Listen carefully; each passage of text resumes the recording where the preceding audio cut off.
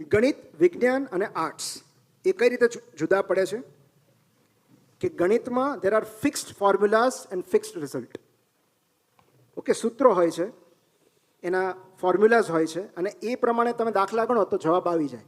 તો fixed formulas, fixed rules and fixed results. સાયન્સમાં કેવું હોય છે, there are fixed rules but no fixed results. જેમ કે મેડિકલ સાયન્સમાં અમે એવું કહીએ કે આ ગાઈડલાઇન્સ છે અને અમે ગાઈડલાઇન્સ ફોલો કરીએ છીએ, તો રૂલ્સ ફિક્સ છે. અમારે કઈ રીતે ટ્રીટમેન્ટ કરવાની એ ફિક્સ છે, પણ જેવું ધાર્યું છે એવું રિઝલ્ટ આવશે જ એ ફિક્સ નથી. So there are no fixed results. અમે ઘણીવાર કહેતા હોઈએ કે મેડિકલ સાયન્સમાં 1+1 11 થાય, 22 થાય, કારણ કે એ માત્ર અમારે નથી કરવાનું, સામેવાળી વ્યક્તિ પણ આધાર રાખે છે, એની તાસીર કેવી છે, એનો રિસ્પોન્સ કેવો છે. અને સાયન્સ જે છે એ હંમેશા પ્રયોગાત્મક હોય.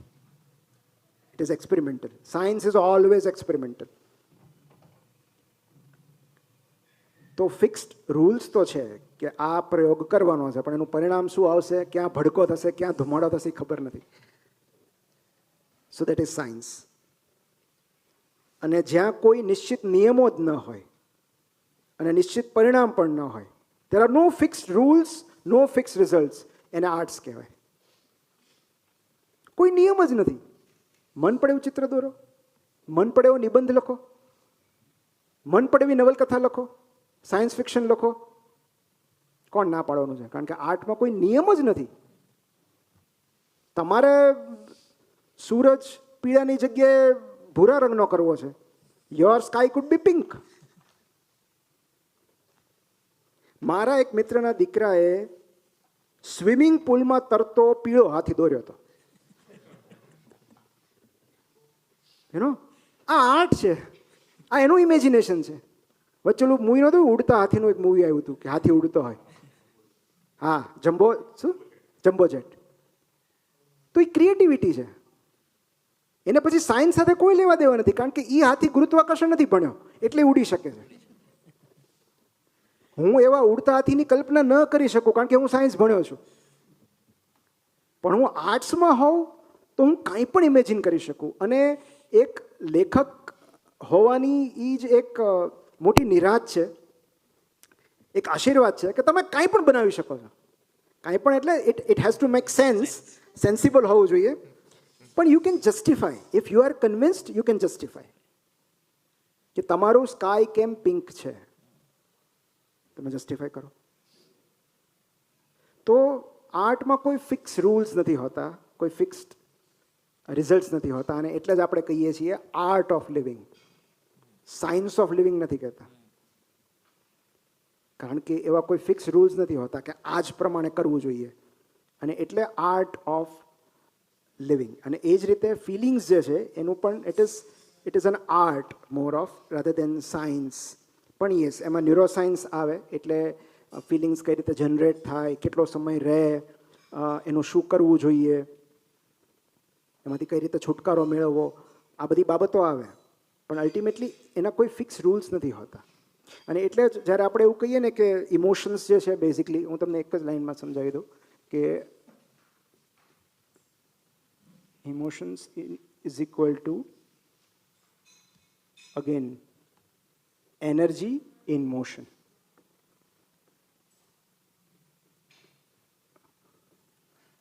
Okay, that is emotion. It is energy in motion. એક એવી ઉર્જા જે ગતિમાં છે.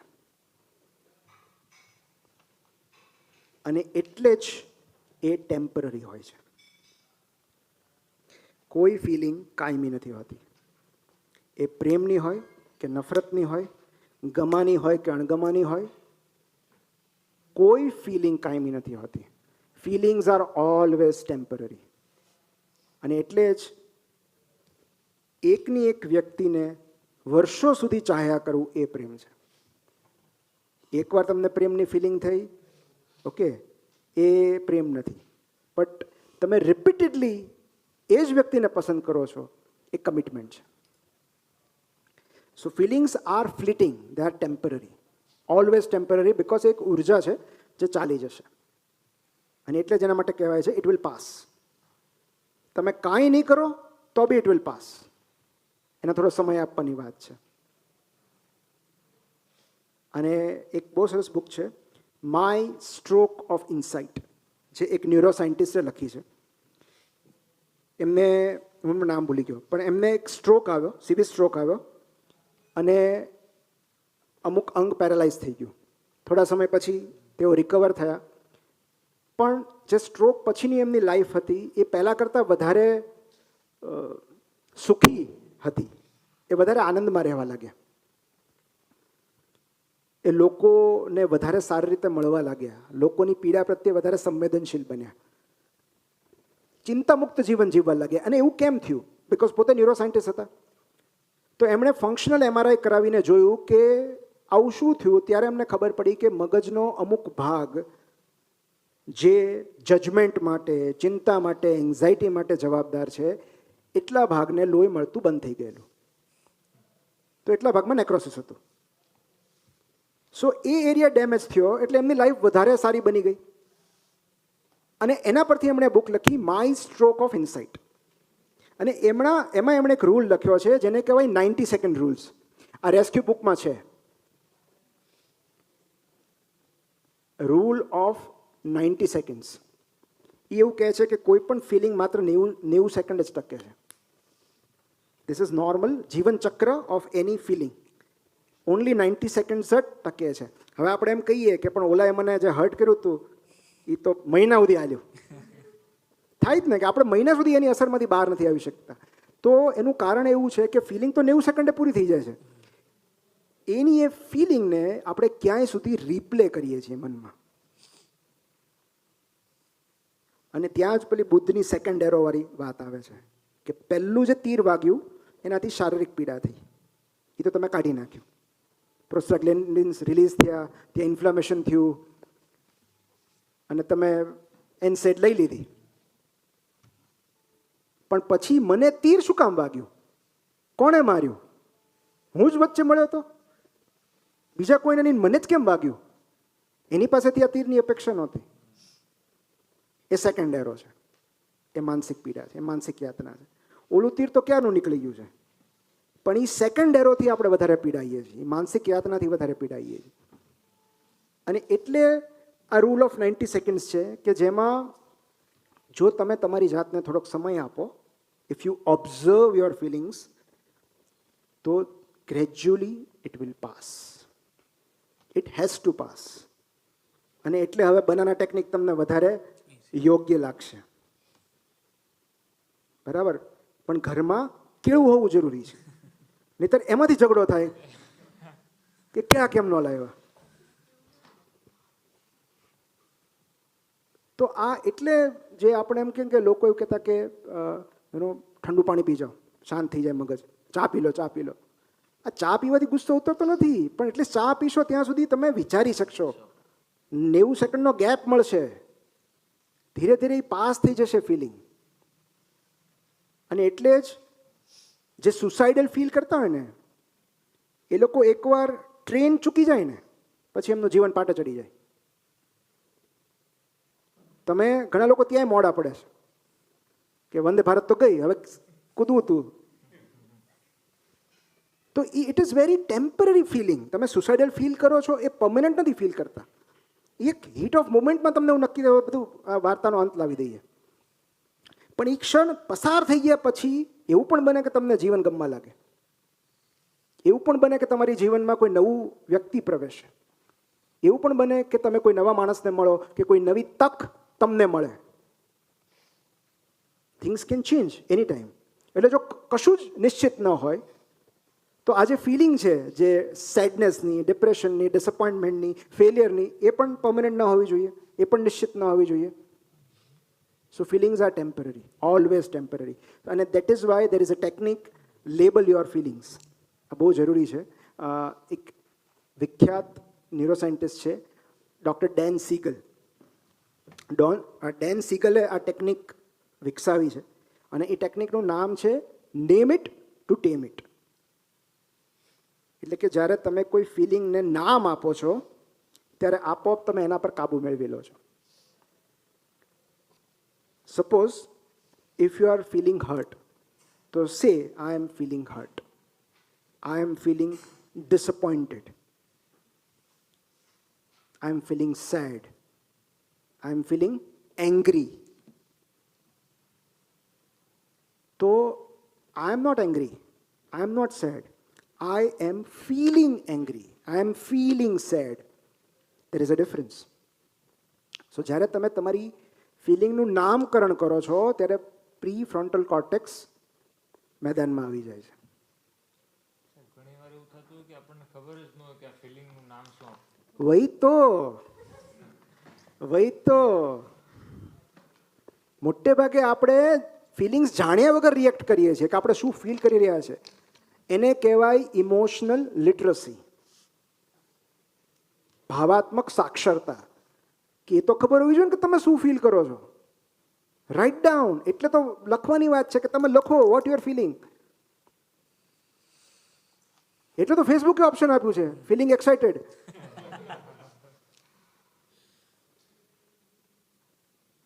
કાંઈ ખબર ન પડે તો શું નામ આપવું? Feeling confused. Feeling confused. Confusion is also a feeling. કે મને કઈ રસ્તો જ નથી સૂચતો. Feeling confused. પણ આ શું કામ જરૂરી છે? બિકોઝ સી આ બેઝિક વાતો આપણને સ્કૂલમાં નથી શીખવાડતા. How to master your emotions એ આપણને કોઈ સ્કૂલમાં ઇમોશનલ એજ્યુકેશન નથી આપતા. ને જો આપતા હોત તો આ સટોરી સન્ડેની જરૂરત ના હોત. પણ આપણે બધા એટલા માટે પીડાઈએ છીએ ક્યાંક બેઝિક સમજણની ઉણપ છે. અને એટલે આપણને લાઈફને નેગોશિએટ કરવામાં, નેવિગેટ કરવામાં આટલી બધી તકલીફ પડી રહી છે. કે આ જ્યારે મેં વર્ષો પહેલાં મેં સાંભળ્યું હતું નેમ ઇટ ટુ ટેમ ઇટ, અને ત્યારથી હું આનો અમલ કરું છું ને every time it is effective. તમે આજથી ટ્રાય કરજો, તમને પણ આ બહુ ઉપયોગી થશે. Don't react. પહેલાં લખો અથવા વિચારો કે તમે શું ફીલ કરી રહ્યા છો. You are feeling hurt. મોટે ભાગે એવું જ હશે, feeling hurt, feeling rejected, feeling disappointed, feeling વર્થલેસ.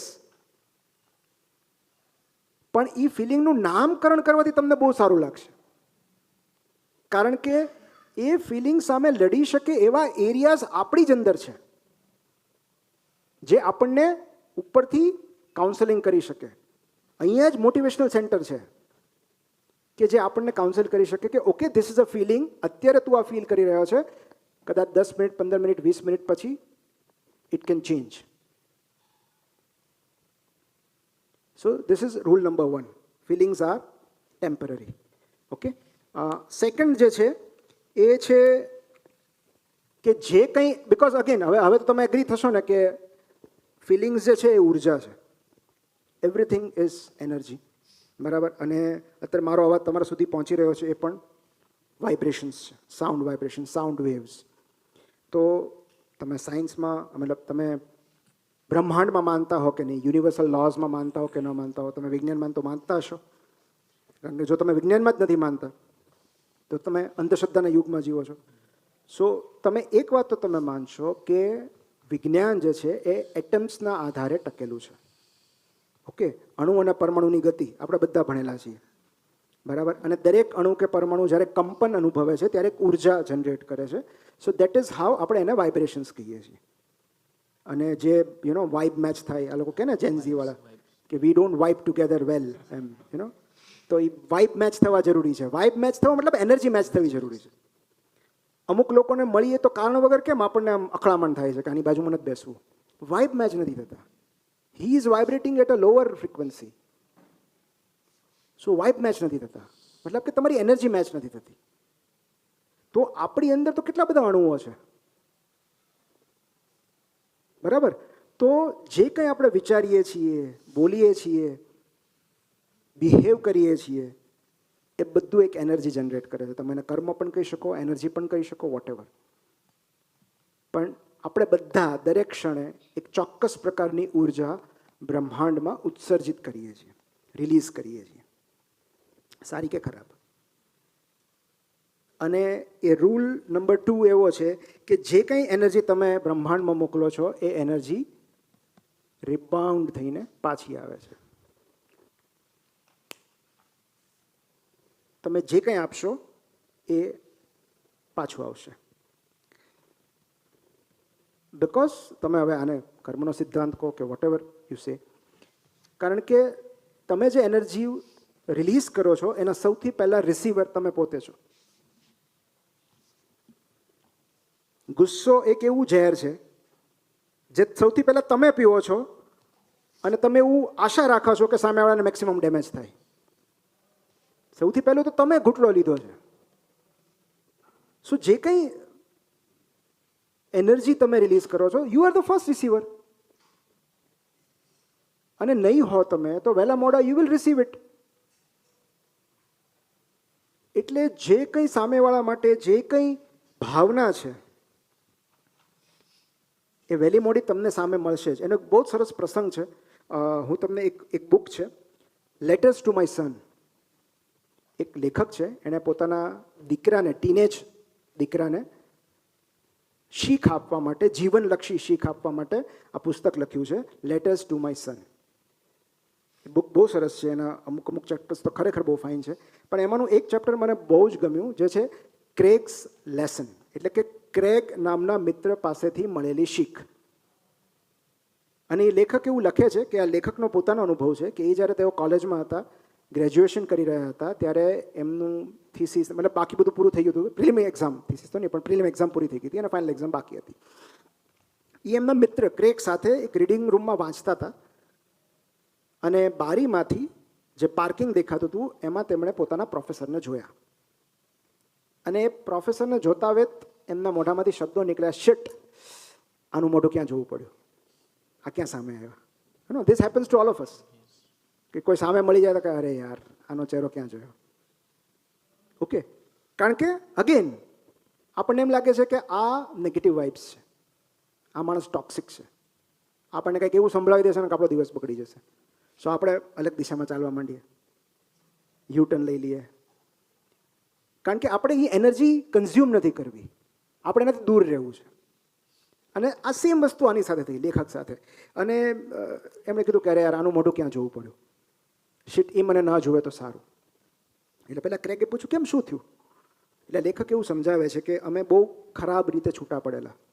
જે છેલ્લો ક્લાસ હતો એમાં એમણે બધાની વચ્ચે મને કંઈક એવું કહ્યું જે મને અપમાનજનક લાગ્યું હતું. મને એવું લાગ્યું કે એમણે મારું ઇન્સલ્ટ કર્યું છે.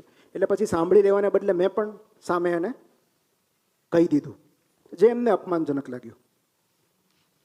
તો અમારા વચ્ચે થોડી ગંદી ચર્ચાઓ થઈ, દલીલો થઈ અને અણબનાવ થયો, એટલી હદ સુધી કે એ ક્લાસ છોડીને ચાલ્યા ગયેલા. અને એ મને નફરત કરે છે.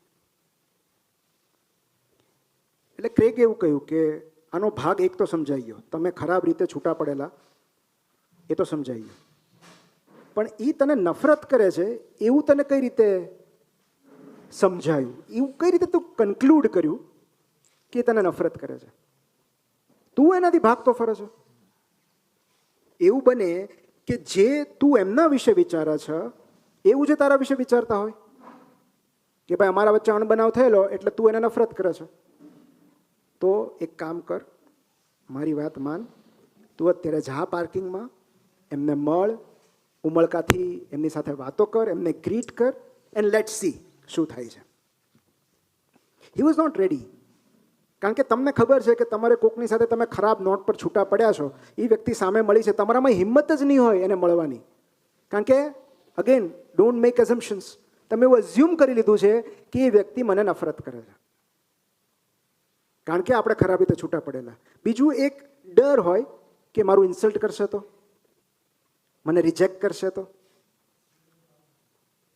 તો ક્રેગના કહેવાથી આ લેખકે એની વાત માની, કારણ કે એમને ગળે ઉતરી ગઈ કે એ વાત સાચી છે કે અમે ખરાબ રીતે છૂટા પડેલા, પણ એ મને નફરત કરે છે એવું કઈ રીતે સાબિત થાય? So let me go and meet him. અને એ પાર્કિંગમાં ગયા અને બહુ જ ઉમળકાથી હેલો સર, ગુડ મોર્નિંગ કહ્યું. અને થોડી જ વારમાં એ સર એના ખભા પર હાથ મૂકીને વાતો કરતા હતા. તો આ જે ચેપ્ટર છે એનું નામ છે ક્રેગ્સ લેસન, અને એમાં એક બહુ જ સરસ વિધાન છે, people like people who like them.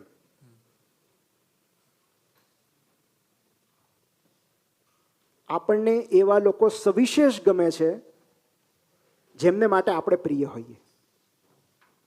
Okay, તો વહાલ મેળવવા માટે વહાલા બનવું પડે છે. યુ કાન્ટ એક્સપેક્ટ કે કોઈ તમને પ્રેમ આપે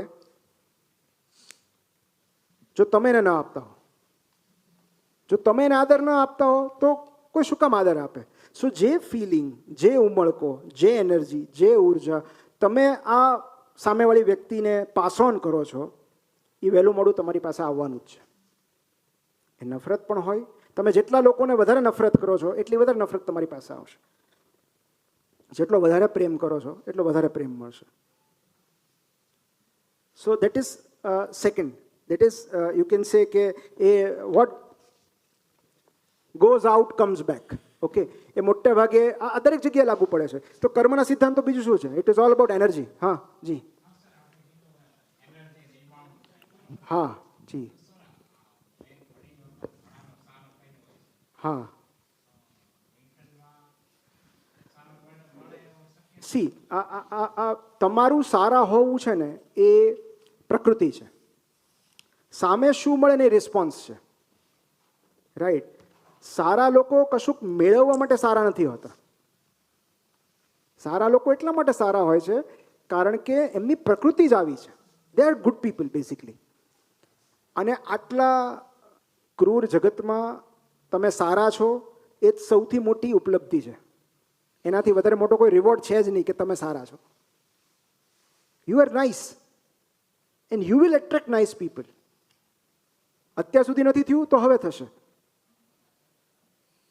પણ તમારું સારા હોવું જ ઈશ્વરે તમને સારા બનાવ્યા છે એ જ સૌથી મોટો રિવોર્ડ છે.